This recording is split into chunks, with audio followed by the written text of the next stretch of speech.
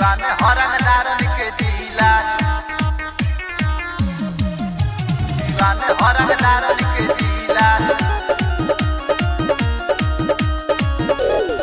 यहाँ के बच्चा बच्चा खेले हथियार से, डरे न कबो कतही जान मारे से। यहाँ के बच्चा बच्चा खेले हथियार से, डरे न कबो कतही जान मारे से। प्यारे कलर के छेड़ी नसीला, जाले जहाँ गाड़स किला, दीवाने हरंगदारन के जिला। जाले जहाँ गाड़स किला, दीवाने हरंगदारन के जिला, दीवाने हरंगदारन के जिला। Music by Kundan Raj. दीवाने हरंगदारन के जिला। प्यारी कोलो ज्यादा जानी सोच, लगबू काहे रंगदार के। काहे रहेलू अकेला ए गोरी, बोल बिना यार के। सुनो प्यारी कोलो ज्यादा जानी सोच, लगबू काहे रंगदार के। काहे रहेलू अकेला ए गोरी, बोल बिना यार के।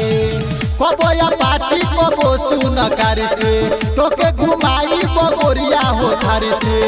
कहे लगबू रंगदार यार मिला, जाले जहाँ गाड़स किला, दीवाने हरंगदारन के जिला। जाले जहाँ गाड़स किला, दीवाने हरंगदारन के जिला, दीवाने हरंगदारन के जिला। Music by Kundan Raj. दीवाने हरंगदारन के जिला।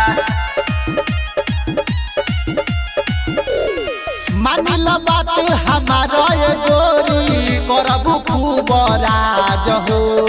रख बना के तोहरा के रानी, आवतनी पास हो। मानिला बात हमारा ये गोरी, करबू खूब राज हो। रख बना के तोहरा के रानी, आवतनी पास हो।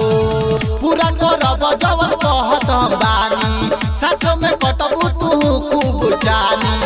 राइटर अर्जुन नीरज कदी ढीला, चले जहाँ गाड़स किला, दीवाने हरंगदारन के जिला। चले जहाँ गाड़स किला, दीवाने हरंगदारन के जिला।